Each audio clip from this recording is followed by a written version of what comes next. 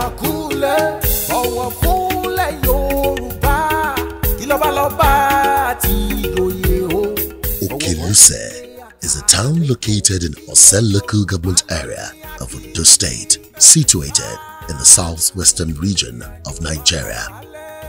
It is one of the many communities within the state known for its cultural heritage and local traditions. It is notable for its diverse ethnic composition and rich cultural festivals.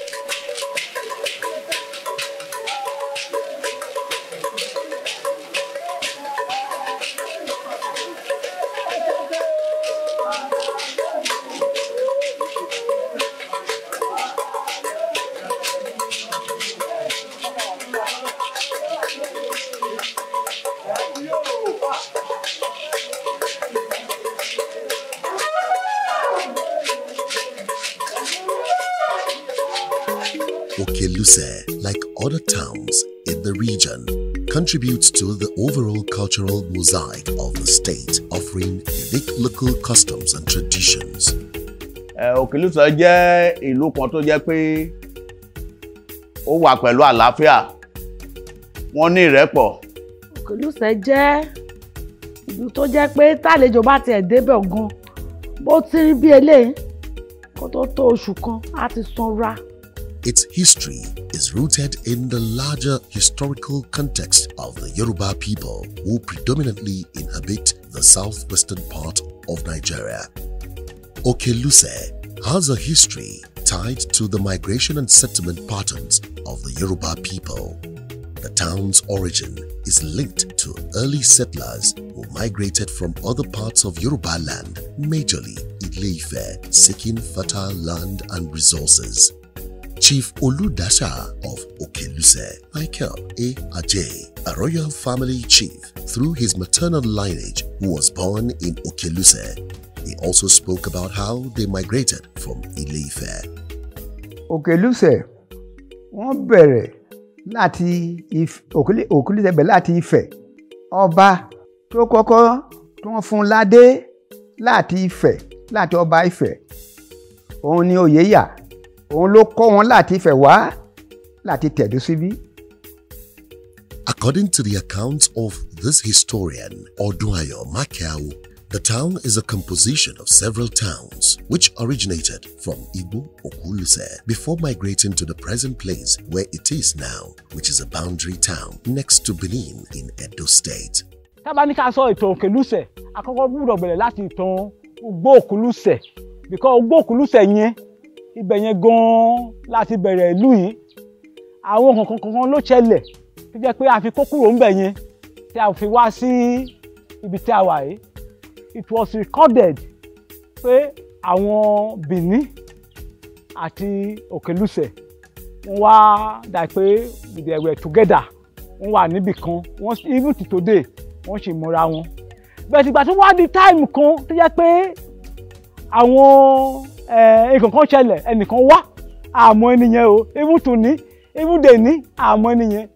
Some historians claim pé ẹnìyẹn pé Jésù ni. Àwọn historian kan claim pé ẹnìyẹn pé agbólóyìnbó ni. Àwọn kan claim pé historian pé ẹnìyẹn wọn ò mọ̀, but wọ́n ṣáà ní pé ó láàrú sára pé ó pupa. Wọ́n ní ó béèrè omi, wọ́n fún lómi. Ó wá kànge síbi kan pé tó bá ti kọ́lé débẹ̀ yẹn pé wọ́n á túká. Actually ìgbà tí wọ́n kọ́lé débẹ̀ yẹn, ó wá jẹ́ táìmù adé ọba Ìrókò. Adé ọba Ìrókò yẹn gan ọba kan tó jẹ́ pé gbogbo èèyàn mọ̀ lágbàáyé ni. Bẹ̀tí ọmọ ẹ̀ Akíntóré àti Òkìtìkó, àwọn ló Akíntóré ní àgbà, àmì Òkìtìkó ní àgbà, Akíntóré ló tẹ̀lé. Ṣùgbọ́n àwọn èèyàn wọ́n fẹ́ kí Akíntóré jọba instead of ẹ̀gbọ́n ẹ̀. Ṣùgbọ́n ìgbà tí wọ́n gbà, àwọn tí Òkìtìkó yẹn wọ́n tẹ̀lé Òkìtìkó, wọ́n lọ sí Ìṣẹ̀ Èkìtì. Òun wọ́n pè wọ́n ní Ùṣẹ̀ Èkìtì because wọ́n lọ sí Èkìtì state. Ìṣẹ̀ Èkìtì ibẹ̀ ni wọ́n wà nísìnyí. Bọ́n tó bá ní nǹkan tá à ń ṣe ọ̀ tí wọ́n ṣe lọ́hùn-ún, àwọn èèyàn wọn bí wọ́n dé lọ, but a certain time wọ́n lọ mọ́ pé kí ni the sabotage. Wọ́n pín Okeluse, wọ́n lọ. Okeluse òun ló jẹ́ kó wà bó ṣe wà yìí. ibi tí wọ́n dé wọ́n cut it off. síbẹ̀síbẹ̀ a ti ń pè Okeluse ní Okeluse kingdom tó pé kí ni orúkọ tí wọ́n fún ní Okeluse kingdom because it's a very large city. lẹ́yìn ẹ̀ bá a ṣe wà àwọn tó wà ń bí àwọn bàbá tó wà ń bí àbẹ̀sí ń bá a lọ àwọn ẹ̀sìn bá a lọ wọ́n bẹ̀ sí bá a lọ àwọn ọmọ wa àwọn aya wa àwọn ẹbí wa wọ́n bẹ̀ sí tí Okeluse ṣe kójú má ti wá. A dẹ̀ dúpẹ́ lọ́wọ́ Ọlọ́run wípé lénìí nílùú Okeluse ojú ò tẹ́ nìkẹ́ni wa a dúpẹ́ lọ́wọ́ Ọlọ́run. Chief Jacob Adesina, the Baale of Ogbese Falodu in Okeluse and secretary to the king and chiefs of Okeluse, described the ancient town as Orumojo, meaning a place of fear for a newborn. He traced their origin to Ile-Ife. Ìlú Okeluse là ń pè ní Orumojo. Túmọ̀ sí pé ìlú tí wọ́n bí ọmọ tó ń ba ọmọ lẹ́rù. Ile-Ife láti jẹ wá tààtọ̀ ìtẹ̀dó sí Ugboke. Ẹ pé ìwé 100 clans ni wá tí wọ́n pè ní street yẹn the clan. So lára ẹ̀ ìgbà tí ìyapa dé la wá sí ibi tá a wà ẹ́ táwọn kan lọ sí Ìsẹ̀kìtì táwọn kan lọ sí Ọ̀run.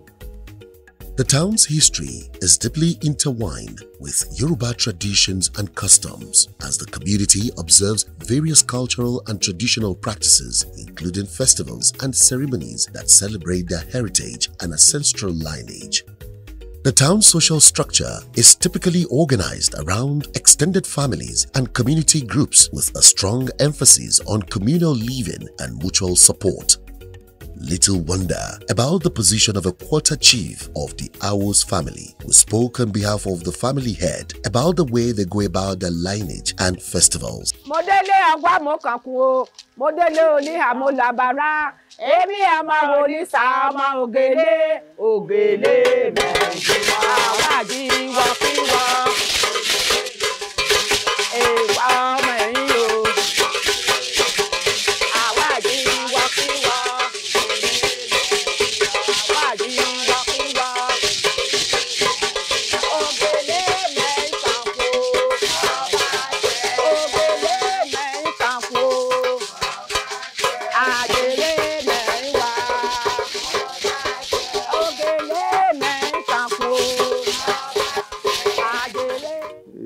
Ẹbí awo yìí jẹ́ ọ̀kan gbòógì nínú ìlú Okeluse. So a ń kópa lọ́nà tó pọ̀ ní ìlú. Bí bàbá fẹ́ jẹ ọdún Ìjẹṣu, ẹbí yìí ló ń sọ fún ìlú pé iṣu ti gbó, pé ó ti tó àkókò ká jẹ iṣu. Wọ́n á sọ fún àwọn ọba, wọ́n á lọ dọ́jọ́ tí ọdún máa bẹ̀rẹ̀ sí jẹṣu. Ọba ránṣẹ́ sí àwọn pádó á wá sí palace. Olóyè ọjọ́ ọjà ló láti jẹ́.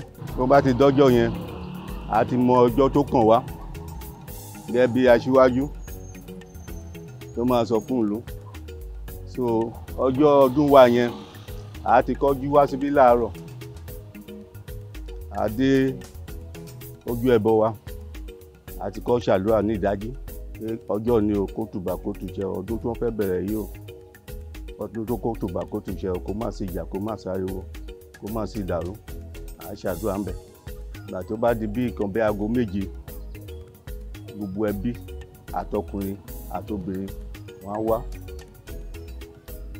wọ́n á ṣàdúrà, wọ́n á kọrin tí a máa ń kọ lọ ilé ọba. Ilé láti kọ́ ìkọrin láti kọ́ bẹ̀rẹ̀ wá.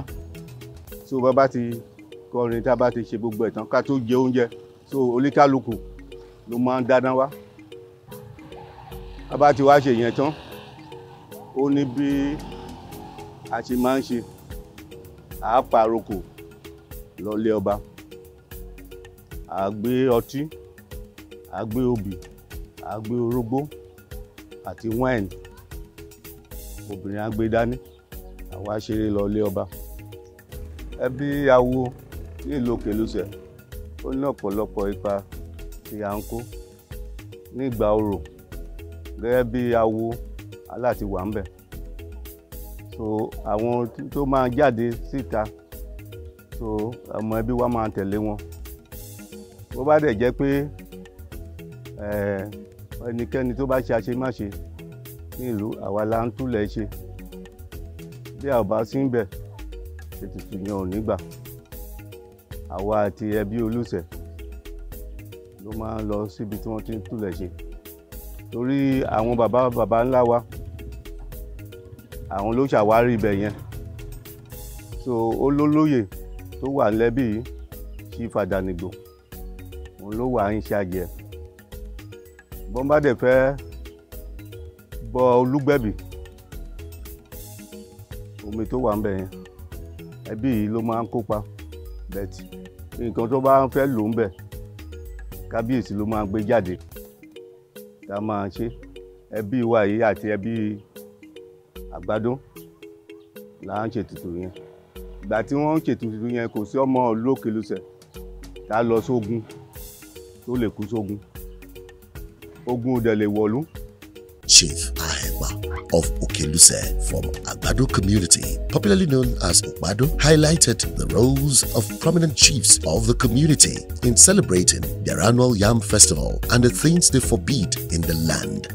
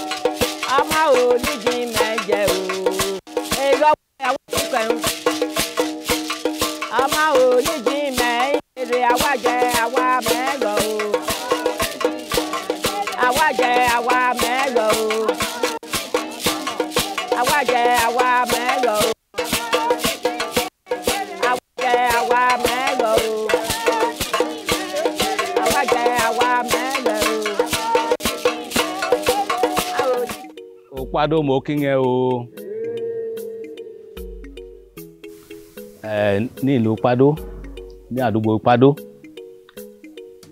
tí ọba bá ti fẹ́ jẹ iṣu, a ránṣẹ́ pé Okpado. Tí Okpado bá ti débẹ̀, a béèrè lọ́wọ́ Okpado pé àwọn ebi pé ó ń pa àwọn ọmọ wò, ó ti tó àti bẹ̀rẹ̀ ọdún ìjẹṣu.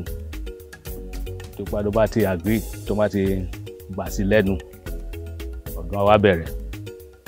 Àwọn àdúgbò sí àdúgbò wọ́n á bẹ̀rẹ̀ sí ń ṣe ọdún ìjẹṣu. A máa lọ ní ìsítẹ̀ǹtẹ̀lé. Tí wọ́n bá ti fẹ́ bẹ̀rẹ̀, wọ́n á kọ́ pa ọjà rẹ̀. Òun náà máa ń pè ní ọjà eégún. Lẹ́yìn yẹn, tí wọ́n bá ti bẹ̀rẹ̀ ọdún, a ní ṣèfòlísà tó máa ń ka àwọn oríṣiríṣi ọba tó ti jẹ. Àkọ́kọ́ bẹ̀rẹ̀ ọdún yẹn, àwọn ọba wọn aṣọdún tiwọn, ọba aṣọdún tiẹ̀, àwọn Olúṣẹ̀ wọn aṣọdún tiwọn, Àgbàdo á ṣe, Ubẹ̀rẹ̀ á ṣe, gbogbo àdúgbò tó wà ní Okeluse wọn á máa jẹṣu. Tó bá ti kù bí ọjọ́ 5 kí ọdún yẹn kó kásẹ̀ ńlẹ̀, wọ́n á tún pa ọjà rẹ̀. Wọ́n tún máa ń pè ní ọjà eégún. Wọn ní nájà lọ́jọ́ yẹn.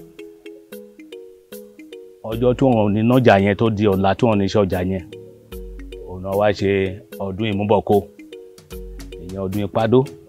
Tí àwọn Okpado wọn wá gbàdúrà, wọn á ṣe ọdún yẹn mọ́jú, tí wọ́n á gbòòrò jáde. Tó bá ti fẹ́ gbòòrò jáde, kò sí ẹni tó gbọ́dọ̀ jáde ká wo orò yẹn. Tó bá ti ṣe mọ́jú, wọ́n á gbàdúrà, wọ́n wọ́n fi gbàdúrà sí gbogbo àdúgbò tó wà ní ìlú Okeluse pé kí ìlú tùbà kí ìlú túṣẹ. ètò mi yé ọ̀nà aláàtò ètò mi yé ọ̀nà aláàtò ọ̀nà aláàtò ọmọ aláàtò aláàtò aláàtò. Èmi ni Chief Olúfẹ́mi Awolere, the High Chief Oluse of Okeluse. Iṣẹ́ tí à ń ṣe ní ilé wa yìí, ilé Ògúnwárè, à ń pè ní Ògúnwárè family. Iṣẹ́ àgbẹ̀dẹ, iṣẹ́ ọdẹ ni iṣẹ́ tí à ń ṣe ní ilé wa. A ní tẹ́ bá wo ẹ̀yìnkùlé wa bẹ̀rẹ̀ ẹ rí ibi tí wọ́n ti ń ṣe àgbẹ̀dẹ. A máa ń rọ àwọn necklace, bangles, nígbà àwọn bàbá wọn lọ́wọ́ wọn máa ń ṣe ìbọn àtijọ́ yẹn, ìbọn elétù wọ́n máa ń ṣe, wọ́n máa ń ṣe àdá, wọ́n máa ń ṣe ọ̀bẹ àti bẹ́ẹ̀ bẹ́ẹ̀ lọ. Lára àwọn iṣẹ́ tí a bá ń ṣe tí ó bá ní ìgbà tí ó ní nǹkan tó ṣẹlẹ̀ ní ìlú Okeluse, tí àwọn àgbààgbà bá jáde, tó bá jẹ́ wípé ó kan ilé wa pé ká wá ṣe nǹkan nípa ti Ògún, kí wọ́n bọ Ògún, kí wọ́n rú Ògún fún ìtẹ̀síwájú àti ìgbéga ìlú Okeluse, wọ́n á wá sílé yìí. Àwọn nǹkan tó bá fẹ́ fi rú bí ajá, bí ìgbín, bí epo, wọ́n á rà á, bí adìyẹ wọ́n á rà á, wọ́n á ṣe. Tá bá dẹ̀ ti ṣàdúrà yẹn, nǹkan á tún máa lọ bó ṣe yẹ kó lọ. So ilé yìí jẹ́ ọ̀kan nínú àwọn ilé tó ṣe gbòógì ní ìlú Okeluse. Ògún wo ká gbé wá o, òde ó ẹ̀yìn wá o, má dolú yìí túká o, má dogun wùlú yìí o, má dọmọdé kú o, má dàgbàlagbà kú o, ọ̀hún aboyún lọ́ka bí wẹ́rẹ́wẹ́rẹ́ o, dálejò dúkà wùlú yìí o, lọ́ka ṣe rere o, lórí bẹ́ẹ̀ o, dọ́ba hàn dúkà lílọ síwájú o, ọba wa lóye dé àárín ẹgbẹ́ ọ̀hún ọba dúkà yókè o, má dú tẹmu o, má dú tẹmu o, iléèwé yeyú dúyú láyàtẹ̀ láfíà o, má dà yé gbòjú ọwọ́ ẹ o, má dà yé ìgbọ̀pọ̀lọ ẹ o. Àwa ọmọ Ògún ráyà wá kó àwájọ híbé, àwa yá ṣàdúrà, àdúrà wa dúgba o, má dọ̀ ma kú má wá o, má di ba kú má wá o, má di iye kú má wá o, má da ya kú má wá o, má dọ̀ kọ kú má wá o, dúró gèdè dúkà hẹ́gbà wá o, ìmìlálẹ̀ ẹ̀dúdú ó ti wá o. Àwa la ní Ògún ní ìlú Okeluse. Then a máa ń rú Ògún yẹn, kì í ṣe pé ó pọ̀ dandan kó jẹ́ ìgbà kan àbí ìgbà méjì, but a máa ń rú fún gbogbo nǹkan ní ìgbà kan lọ́dún, ṣùgbọ́n tó bá tún ní àwọn ìránṣẹ́ tó wá, tó bá ní nǹkan tó yẹ tó ṣẹlẹ̀ ní ìlú, àìdá ó dára o, àdára kó tún ṣe òdìkejì o, then tó bá wá jíṣẹ́ pé wọ́n ní ìdí pé kí a rú Ògún, ó ní àwọn nǹkan tá a fi ń rú àáṣe. Ó dáadé olúbẹ̀rẹ̀ ọ̀wẹ̀ wo kún o, ẹ̀yin ọba mọ̀gún o, ó dá mẹ́rin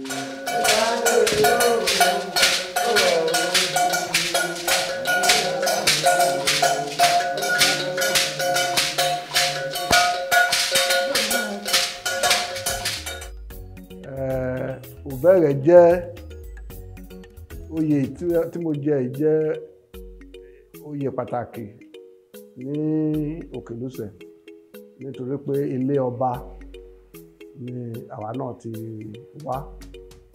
Wọ́n dẹ̀ ṣe ń jẹ oyè ọba náà ṣe ń jẹ oyè Olúbẹ̀rẹ̀, because oyè wa ṣe pàtàkì nípa láti máa jẹ́ kí kó má ṣe rúdurùdu àti ìjà tí ọba kan bá gbéṣẹ̀. Àwa la di mọ́nákì irú, àwa la di mú pé kó má sí à ń du ọba ní Okeluse nítorí pé tó bá jẹ́ pé àwa tá a bá dì í mú ni àwa làwọn máa bá wọn dùn nítorí pé ilé ọba làwa náà ti wá ṣùgbọ́n àwọn bàbá wa ti fi lélẹ̀ pé a ní láti máa fún wọn ní support láti make sure pé monarchy wa ó dúró ṣinṣin láìsí ìjà tàbí rúdurùdu ní ìlú Okeluse. Tí ọba kan bá gbéṣẹ̀ ìdílé yẹn nìkan àti àwa la dẹ̀ make sure pé kò sí irú ìdàrúdàpọ̀ yẹn ní ìlú Okeluse. Ìdílé Olúbẹ̀rẹ̀ là ń pè because ọba ní kí Olúbẹ̀rẹ̀ tó kọ́kọ́ jẹ ní ayé ìgbà yẹn ó jẹ́ akíkanjú ní ilé ọba ó dẹ̀ ní kó lọ sí Ubẹ̀rẹ̀ kó lọ jẹ Ubẹ̀rẹ̀ family ni a máa ń pè.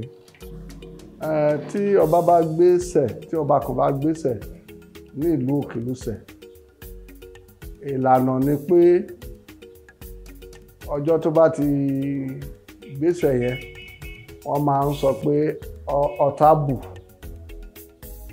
kò dẹ̀ gbọ́dọ̀ sí ọjà wọ́n máa ń yí ọjà padà ní ọjọ́ yẹn wọn nínú ọjà yẹn títí tí wọ́n máa fi sọ bí ọba yẹn bó ṣe wàjà. Ìlànà bí a ṣe ń jọba ni tí ọba kan bá wàjà wọn kì í máa ń sọ pé ọba kú nílùú tiwa wá ní ọ̀tá ó bù gbogbo àyàdẹ̀ ti mọ̀ pé ọba ti ṣaláìsí nìyẹn. Wọ́n wá ibi tí ìtọ́ ti ń lọ́jà náà wọ́n á yí ọjà padà wọ́n wá sí òkèèrè bí kò sẹ́ni tó máa nọ́jà ní ọ̀hún yẹn. Ó tún dìgbà tí wọ́n bá jẹ ọba míì wọ́n tún padà síbi tí wọ́n ti ná ọjà tẹ́lẹ̀. Then bí a ṣe ọba ní Okeluse gẹ́gẹ́ bí mo ṣe wí tẹ́lẹ̀ monarch là ń ṣe ọba ìdílé kan ní ó ń jọba gẹ́gẹ́ bí àwọn bàbá wa ṣe fi ètò ẹ̀ lélẹ̀. Ọmọ ẹ̀ àgbà tó bá jẹ́ ọmọkùnrin tó kọ́kọ́ bí òun náà ló máa jẹ ọba yẹn. Ṣùgbọ́n àwọn kankan wà ọmọ yẹn náà láti kún ojú ìṣùwọ̀n kò gbọ́dọ̀ jẹ́ ẹni tó jẹ́ pé ó ti jalè tàbí ó ti ṣẹ̀wọ̀n.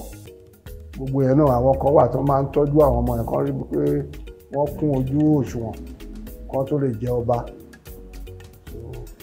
Ẹ̀jẹ̀ bẹ́ẹ̀ then the same thing bọ́n ṣe ń ṣe nílé ọba bẹ́ẹ̀ náà tún ṣe ń ṣe ní gbogbo ìdílé kọ̀ọ̀kan ló ìdílé tiwa náà sí ẹ torí pé ọmọ ọkùnrin tó bá dàgbà jù tó bá ṣì wà láyé òun náà ló máa jẹ olú sí Ubẹ̀rẹ̀ tí mo wà yìí.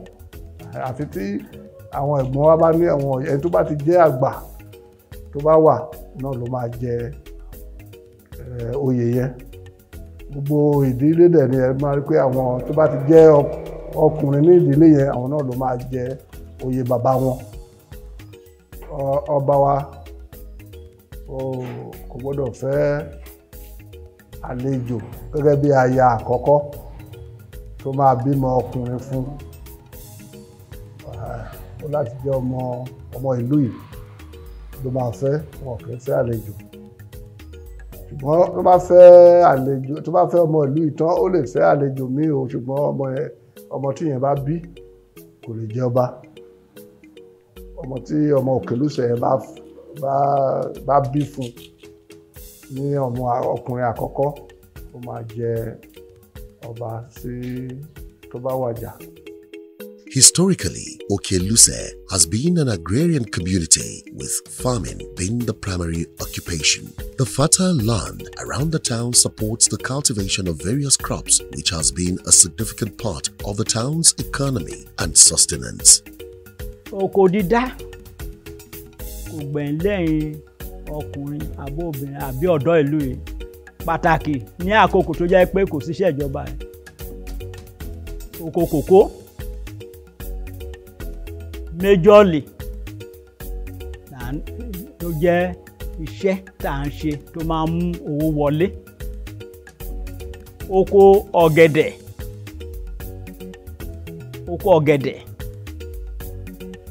yanturu ni.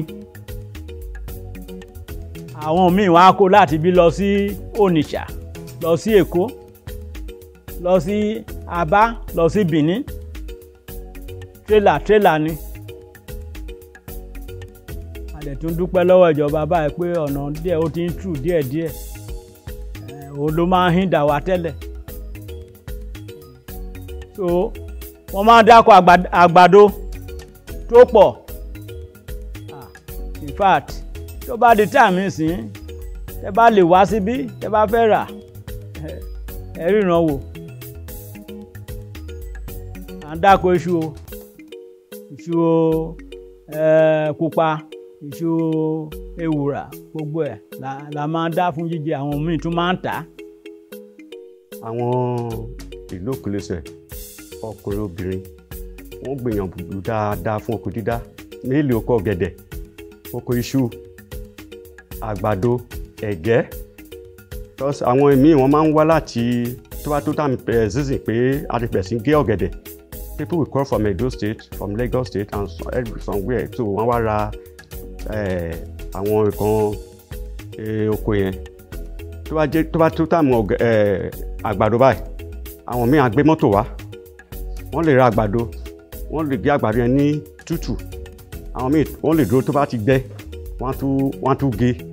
Ó láwọn tó tún ra àgbàdo yẹn. Tó bá tó dàmú ọ̀gẹ̀dẹ̀, àwọn míì á wá láti Edo State, àwọn míì á wá láti Lagos State. Ìdí nìyẹn tá a fi bẹ̀ àwọn ìjọba wa pé kí wọ́n jọ kó bá wa parí ọ̀gbẹ̀sẹ̀ yẹn, because it's a barrier to us here. Fún àwọn nǹkan oko wa kó má bàa waste, because nǹkan tí yẹ kó wọ́n rà ní 15 naira wọ́n lè sọ pé 1 naira, because we have no road, because we are the boundary from Ondo State and Edo State. So a bẹ̀ àwọn ìjọba kó wọ́n jọ wọ́n bá wa parí ọ̀gbẹ̀sẹ̀, because àwọn Okeluse wọ́n ń try dáadáa fún oko dídá. Tẹ́ bá rí oko obìnrin míì gan, ó tóbi ju ti ọkùnrin míì. Tẹ́ bá rí oko àgbàdo, oko ẹ̀gẹ́, because nowadays oko ẹ̀gẹ́ làwọn obìnrin fi ń gbéra. Tó bá ti ṣe tó wá fẹ́ fi ṣe gàrí, wọ́n gbà wọ́n ní báàgì is not 45,000 or 50,000. So wọ́n gbìyànjú, wọ́n ti kára ti pé ọwọ́ kan pé wọ́n dẹ̀ ya ọ̀lẹ. Honorable Tokunbo Rufus Abayomi is the chairman committee of OCDA, bears his mind on the values of the land and the people, the relative peace and the potentials of the town, ranging from their major occupation, hospitality and lifestyle, alongside the things they forbid as a people. Ní ìlú Okeluse, àwọn kọ̀ọ̀kan wà tó jẹ́ pé a ò gbọ́dọ̀ ṣe. Fún àpẹẹrẹ, èèyàn ò gbọ́dọ̀ lọ sínú igbó kó lọ máa bá obìnrin sùn. Ní ìlú Okeluse, ìrìndé òru a ò fẹ́, a kì í ṣe. Tí kábíyèsí bá ń ṣọdún ìjẹṣu, wọn kì í jà. Tí pádó bá ń ṣọdún, wọn kì í jà.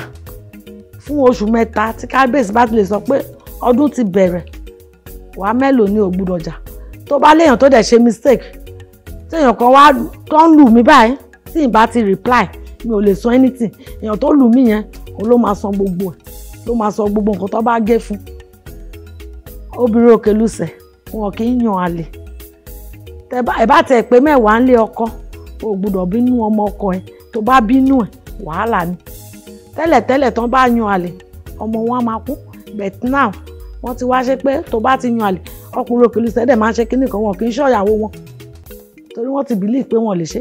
Ìwọ tó bá dẹ̀ wá mọ̀ ṣọ́yàwó tí ìyàwó ẹ̀ dẹ̀ ń yan àlè, nǹkan tó bá ti rí bẹ̀ wá fara mọ́. Bẹ̀ tó bá ṣọ́yàwó ẹ̀, òun ló máa forí ara ẹgbẹ́ ẹ̀rú ẹ̀. Wọn kì í jà kó lọ yọ àdá. Èèwọ̀ ni. Ò bá jẹ́ ọmọ Okeluse. Tó èèyàn kan bá jalè, nǹkan tó jí yẹn, wọ́n máa gbélé ẹ lórí. Wàá kiri ẹ̀ káàkiri. Ìdí tí wọ́n ti kí fi ń jalè ni pé tó bá jalè ní ti tó bá jí, wàá gbé lórí ni. Wàá gbé káàkiri Okeluse, wàá kiri ẹ̀. Wọ́n fi ń jalè. So èèyàn kan ò ní fẹ́ pé òun fẹ́ disgrace ara òun, àbí òun fẹ́ disgrace ọkọ òun, òun fẹ́ disgrace ìyàwó òun, àbí òun fẹ́ disgrace àwọn ọmọ òun. So oníkálukú rọra kí ọwọ́ ọmọ ẹ̀ báṣọ. Tó bá dẹ̀ lálejò tó jalè, á tún ṣe bẹ́ẹ̀. Kí irú àwa ń sìn, tí téèyàn bá dá ẹmu ọ̀pẹ kẹ́nìkan kó ṣàdé lọ síbẹ̀ kó gé orí ọ̀pẹ yẹn sọnù ibi tí wọ́n fi àgbè sí yẹn kó gé sọnù kọ́sìgbìn ilẹ̀ la máa ń dá bí èèwọ̀ ni kéèyàn gbin iṣu sílẹ̀ wọ́n lọ wú èèwọ̀ ni tàbí tí kábíyèsí bá rọ̀yàn ẹ lọ parí àwọ̀ láàrin àwọn méjì tí ń jà sí oko tá a bá débẹ̀ a là á fún wọn a dẹ̀ kìgì mọ́lẹ̀ àbí nǹkan tá a fi ṣe àgbè yẹn kẹ́ni yẹn kó lóun gbà kó kàn wú èèwọ̀ ni tó bá lẹ́ni tó ṣe nǹkan èèwọ̀ tí ò warrant wọ́n lé kúrò ní ìlú á san àwọn nǹkan ìtanràn ni pé ó depend lé degree offence ẹ̀yẹn ni pé kó san nǹkan méjì àbí ẹyọ kan ebi ewúrẹ́ kan ìgò epo kan ọtí òyìnbó ọtí líle kan obì àbàtà 9 àbí 18 á kó àwọn yẹn àbí kó ra ìgbín kó ra ahun ìjàpá that is tortoise wọ́n á lọ fi appease to the gods of the land. Honorable Tokunbo Rufus Abayomi also appealed to the sons and daughters of the ancient town at home and in diaspora to prioritize the growth and development of the place, offering prayers for their efforts in anticipation of a significant growth. Gbogbo ẹ̀yin àwọn ọmọ Okeluse tó wà lọ́nà jíjìnrere pàápàá àwọn tó ní pé ibi ò tẹ́ wọn lọ́rùn wọ́n fẹ́ máa lọ sí òkè òkun láti máa ṣiṣẹ́ láti ṣe nǹkan míì àfi dáko owó lẹ̀ a rọ̀ wọ́n pé wọ́n má ṣe gbàgbé ilé làbọ̀ sinmi oko north south west east home is the best wọ́n má ṣe gbàgbé ilé pé wọ́n mọ̀ pé tó bá yá Nàìjíríà náà wọ́n ṣe máa padà sí wọ́n má bẹ̀dẹ̀ jẹ́ wọ́n tó dé gbogbo nǹkan tó bá yẹ kó wọ́n ṣe wọ́n máa fi ránṣẹ́ sílé wọ́n ti máa pìpìà ilé tí wọ́n filẹ̀ gbà tí wọ́n bá máa dé kọ́ rí pé progress tún wà ìlọsíwájú wà lóríṣiríṣi ọ̀nà wọ́n máa ní pé mo ti dé mo ti parí mo ti achieve wọ́n mọ̀ pé àwọn kan ṣì wà lé Nàìjíríà pé ibi táwọn filẹ̀ sí àwọn fẹ́ kí àyípadà rere kó tún dé bá wọn kó ní kálukú kó kópa tiẹ̀ lọ́nà kan àbí ìkejì. Chief Oludasha of Okeluse, Michael A. Ajay, while speaking about the ancient town, described it as Ileakin, meaning a land of warriors. Ó ní nǹkan tí Okeluse ń wọ̀ àti generally ṣùgbọ́n ọkọ̀ tá a ṣe Okeluse ní Ọ̀rúnmọjọ̀ ilẹ̀ akin tó gbé ìṣẹ̀ró Ọ̀rúnmọjọ̀ ilẹ̀ akin tó gbé Okeluse ró. As an administrative elder statesman of the town, Honorable Tokunbo Rufus Abayomi asserted his role in reaching for a structured system in Okeluse. Okeluse jẹ́ ìlú kan tó jẹ́ pé wọ́n ní ọba, wọ́n sì ní àwọn ìjòyè. Àwọn ìjòyè wọ́n máa ń pàdé ní ààfin kábíyèsí àti máa take àwọn decision at the administrative going of the community. Ó ní ibẹ̀ ni agbára gbogbo ìlú wà tí wọ́n ti ń pàṣẹ ìkan tó bá ti sọ ń bẹ̀ yẹn abẹ́gẹ́ bẹ̀ ni wọ́n ti ń ṣòfin àwọn òfin kéékèèké tó jẹ́ ti ìlú kábíyèsí dẹ̀ ló lórí ìgbìmọ̀ yẹn. Okeluse is known for its vibrant cultural festivals which are integral to the town's identity. These festivals often involve traditional music, dance, and rituals that honor the town's heritage and ancestors. Bàbá o, magone okun, alakaye.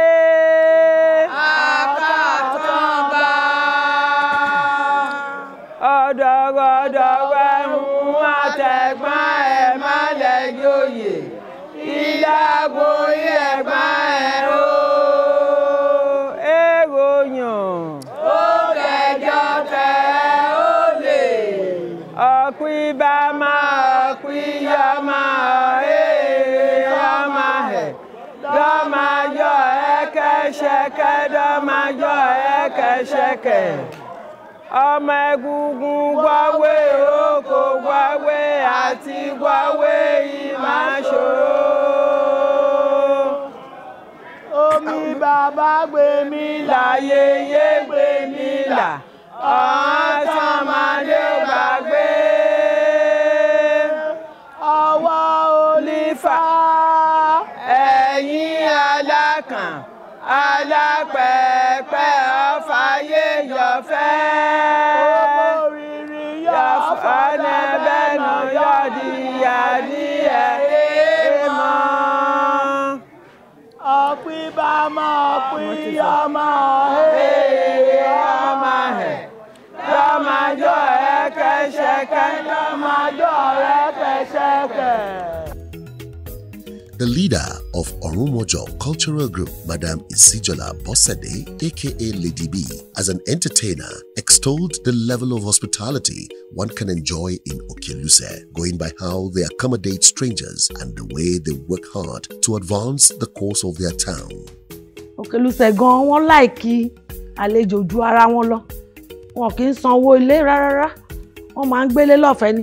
Tó bá dẹ̀ ti ń gbélé yẹn, ìwọ tó àlejò bá ń gbélé ẹ, tó bá ní ilẹ̀, wàá ti pè come and brush farm, you go brush farm. Tó bá sọ pé yes, wàá gbé lọ, kì í ṣe pé ó máa sanwó lẹ́yìn. Akọ̀ọ̀kọ̀ ẹ fún ní nǹkan tó bá máa gbé. Ìyá ọdún kan ni. Tó bá di next òun náà àtúntí ní nǹkan tiẹ̀. So bó ṣe jẹ́ ní Okeluse tẹ̀ láìka àlejò dáadáa. Wọ́n olùgbàlejò gangan ní àwọn òmùlú Okeluse. Bẹ́ẹ̀ni láì jẹ́ bẹ́ẹ̀ mi ní wá wọ́n gba èèyàn mọ́ra gidigidi. Tẹ́ bá lè sọ fún àwọn èèyàn tẹ́ ń wo nǹkan tá à ń ṣe ìfọ̀rọ̀wánilẹ́nuwò yìí kí lẹ lè sọ fún wọn. Nǹkan tí mo sọ fún wọn àwọn èrò yìí kí wọ́n kọ̀ǹtínà ní iṣẹ́ ọwọ́ wọn gẹ́gẹ́ bí tí wọ́n mú gbà àlejò kí wọ́n kọ̀ǹtínà ọlọ́run àbùkù wọn. Ìlú Okeluse ìṣe ìlú tó jẹ́ pé ọlọ́run dìídì pèsè tó jẹ́ pé kò sí ìjà kò sí anything ní ìlú yìí wà peaceful.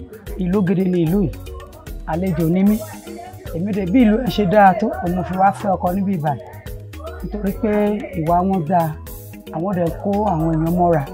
Madam Isijola Bosede, aka Lady B, further highlighted the values they placed on hospitality, local cuisines, and how dignified their women are in Okeluse. A máa ń jẹ iyán là ń jẹ l'Okeluse. A dẹ̀ máa sọ ọbẹ̀ ẹ̀fọ́, a ní ọbẹ̀ ìbílẹ̀ kan bíbá ẹ̀, ewúro, a máa ń pè ní orí ìgbò, a máa sè òbúrò, ewé àìjá, ìyẹn ní St. Leaf, tẹ́ bá mọ̀, ọbẹ̀ tá a máa ń jẹ, àwọn oúnjẹ tá iyán náà like ṣá, iyán náà máa ń jẹ jù bíbá ẹ̀. Tó bá fẹ́ sè orí ìgbò yẹn, ẹ já ewúro yẹn, kẹ́ lè understand ẹ̀. Ẹ já ẹ ní gbó ẹ kó sínú pot ẹ wá ju kán sí tẹ́ bá ti ju kán yẹn sí á wá green ẹ yọ tẹ́ bá ti yọ ẹ wá fi ata sí kì í ṣe rodo ẹ lè lo rodo náà ẹ fi rodo sí ẹ fa àlùbásà sí ẹ wá ẹ lọ papọ̀ ẹ lè bu ẹ̀gúsí kínkínní ẹ bù sí so that tẹ́ bá jẹ ẹ gbọ́ taste ẹ wá sè é pẹ̀lú ẹja omi àbí ẹran ìgbẹ́ ẹ fi sè é ẹ wá fi jẹyán tẹ́ bá jẹ gan ẹ̀yin gan ní like àti kúrò l'Okeluse máa wá ẹ máa jẹ ni. Honorable Alhaji Gbadamosi Jimo, a native of Okeluse, is the youth leader and commander of the vigilante group in Okeluse, praised the youth of the town, saying they have been adding a great value to the growth and development of the town. Bí ọdún kan àbọ̀ sẹ́yìn sí ọdún méjì sẹ́yìn, ètò ààbò ó mẹ́hẹ̀ ní Ọ̀sẹ̀ local government tó dẹ̀ jẹ́ pé Okeluse ní pàtó bí gbígbé àwọn ajínigbé àti àwọn herdsmen tó ń ba oko olóko jẹ́. Tí èèyàn bá lọ oko àti kó padà wá sílé ó jẹ́ nǹkan tó jẹ́ pé ó máa ń fa ìbànújẹ́ lákòókò ìgbà yẹn. Ṣùgbọ́n ìgbà tí vigilante ti wá gbé ìgbésẹ̀ àyípadà ti wá bá ìlú Òkèlúsẹ. Ọ̀pọ̀ ìgbà ló jẹ́ pé wọ́n máa ń kidnap àwọn èèyàn wa ní ọ̀nà oko, ní ọ̀nà àti ìrìn àjò sí ìlú bìmíì tó jẹ́ pé àwọn ajínigbé wọ́n á ti gbé wọn lọ. Ẹlòmíì wọ́n á bá nú oko, wọ́n á ṣá wọn ládàá, wọ́n á rape wọn. Tó jẹ́ pé odidi ọdún kan kò sẹ́ni tó lè lọ oko, kò sẹ́ni tó lè àti dálùrìn láàrin ìlú gan ó nira. Ṣùgbọ́n ìgbà tí àwa ọ̀dọ́ wa gbégbésẹ̀ tí mo dẹ̀ jẹ́ olórí fún, làwa wá kóra wa jọ pé kí la máa ṣe, torí ìjọba apá ìjọba kan nìkan kò ká ọ̀rọ̀ ètò ààbò, torí vigilante àwa la jẹ́ ọmọ bíbí ìlú Òkèlúsẹ tá a mọ ìletò sí ìletò, inú igbó àti àyíká bí a ṣe lè rìn, la fi wá kóra jọ ta fi wá fọ́ọ̀mù vigilante. A dẹ̀ fọ́ọ̀mù vigilante yìí ó jẹ́ nǹkan tó nira díẹ̀, ṣùgbọ́n pẹ̀lú ògo Ọlọ́run àti Ọlọ́run mú wa borí, torí ẹ̀yin olótìtọ́ olódodo ni Ọlọ́run máa ń wà. Ọ̀pọ̀ ìgbà ni a ò kì í sùn tó jẹ́ pé inú igbó la ti ń wá àwọn èèyàn wa tó ń kidnap. Ìgbà míì a rí wọn rescue, ìgbà míì a san ransom, tó tiẹ̀ jẹ́ pé owó wa gan ni àwọn ajínigbé fi ń empower. Sometimes we pay 5 million, 4 million to the kidnappers. Wọ́n á tún kówó yẹn, wọ́n á lọ fi ra instrument, wọ́n á tún wá fi máa ṣiṣẹ́ aburú wọn láàrin ìlú Òkèlúsẹ. So láàrin bí ọdún kan síbí yìí sìn tí a ti gbé ìgbésẹ̀ láti fọ́ọ̀mù vigilante àpọ̀ ìwọ̀nba wa tí ta wà ní lẹ́nu iṣẹ́ fún ètò yìí. Àwa ní àwọn kan ti wà ní dìtì míì, àwọn míì wà lọ́nà, èmi wà lọ́nà oko ń sìn. We are about 40 people, 40 men, gallant. So tá à ń ṣiṣẹ́ fún ìlú. A prominent son of Okeluse was born and raised in Okeluse. Pastor Oluwatomi Tokunbo extolled the virtues of the ancient town and appealed to everyone at home and in diaspora to ensure that they all come together and remember that no place like home, with prayers for all and sundry to achieve greatness. Gbogbo àwọn ènìyàn wa, àwọn ọ̀dọ́ wa àti àwọn elite wa gẹ́gẹ́ bí ti èmi báyìí pé ká jọ àwọn tó wà ní ìdálẹ̀ ká jọ pé àwọn òbí wa wọ́n ti ṣe iṣẹ́ yìí, wọ́n ti ṣe wọ́n ti ṣe débì kan, wọ́n dẹ̀ ti fi lé wa lọ́wọ́. Kò sẹ́ni tó máa tú ìlú yìí ṣe fún wa, kò sẹ́ni tó máa mú kí ìlú kó dàgbà láì jẹ́ pé àwa fúnra wa la máa gbé níbi tó ti gbé wúwo. Ohun tó tiẹ̀ ń lọ nínú ìjọba ń sìn, ìjọba ò lè ṣe gbogbo ẹ̀ tán, ṣùgbọ́n tíjọba bá rí pé àwa tó jẹ́ ọmọ onílùú à ń gbìyànjú, à ń gbé ìlú wa lárugẹ, à ń gbìyànjú, à ń jẹ́ kí ìlú wa ó tẹ̀síwájú, ìgbà náà la lè ké lọ bá ìjọba pé ibi tá a ṣe dé ní ẹ jọ̀ọ́ ẹ ràn wá lọ́wọ́. Ìjọba á dẹ̀ dìde, wọ́n á ṣe kí ni, wọ́n á ràn wá lọ́wọ́. The Iyaloja of Okeluse praised the vibrant and visionary king with his ancestral eulogies. Bàbá o, èèfà, máa rọ̀ ní òkun, alákayé, akàtúnba, ọmọ èyí ọ̀fọ̀dọ̀ bẹ́ẹ̀nù, yọ̀dì yàdí ẹ̀hẹ́ mọ́. Ọmọ egungun gbọ́wé òkò, gbọ́wé àti gbọ́wé ìmáṣòro. Àwa ká kìnyìn ọba wa bẹ́ẹ̀ wá ká harun. Ọmọ pé bá máa pé iye ọmọ, ọ̀hẹ́ èrè ọmọ ẹ̀, dídọ́ máa yọ ẹ̀kẹ́ ṣẹkẹ́, dídọ́ máa yọ ẹ̀kẹ́ ṣẹkẹ́. Ọmọ abẹ́nà ìfúwa.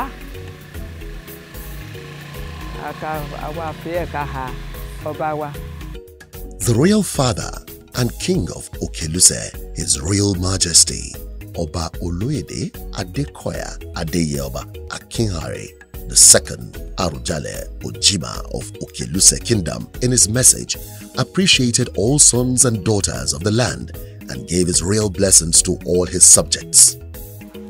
Mo kí gbogbo àwọn ọmọ Okeluse tó wà nílé àti tó wà ní òkè òkun. May the Lord be with you, bless you, protect you, guide you, and take you to a greater height. And then I also want you all to know that you should not forget where you are from. Torí tá bá ṣiṣẹ́, a ṣì máa padà wá sílé wá sinmi. So kẹjọ kẹ wá sílé kẹ wá ṣe kan sílé so that tẹ bá wá sinmi ẹ máa mọ̀ pé ẹ̀yin náà ti contribute sí community ẹ ti ṣe kan so mo dẹ̀ dúpẹ́ lọ́wọ́ yín gan tó àdúró tì èmi àti àwọn ọmọ ìlú náà fọ ẹ̀yẹn kúṣẹ́ bí ẹ̀ ń ṣe òlú gbẹdẹ àwọn màálù dúpẹ́ wọ́n yẹn gan àwọn yèé ṣuṣẹ́ òlú àwọn màálù dúpẹ́ wọ́n yẹn gan fọ ẹ̀yẹn kúṣẹ́ o gbẹdẹ wọn sì gbàdúrà yẹn gbẹdẹ fọ ọlọ́run àtúbùkà gbọ́ yẹn òkè ẹ̀yẹn ní kúkú òjijì wọ́n ní gbé kú wọn nùkànùkàn wa láti dálẹ̀ àgbo àtọ́ gbẹdẹ wọn á jẹ wọn ma mo sì dúpẹ́ wọ́n yẹn gan ẹ̀yẹn ṣe. In recent times, Okeluse has seen further development in terms of infrastructure and social amenities, although the challenges such as access to quality education, healthcare, and economic opportunities continue to be areas of focus which are expected to be attained in no distant future. The community continues to practice traditional customs and pass down cultural knowledge to their younger generations. Okeluse's history reflects a blend of traditional Yoruba culture and impacts of historical events, shaping it into the community it is today. Okeluse, Ile Akin, the land of warriors. Ọ̀wọ̀ fúnlẹ̀ Yorùbá, kí lọ́balọ́ba àti ìjòyè o. Ọ̀wọ̀ fúnlẹ̀ àtàlejò, iye Yorùbá ló ní a kí.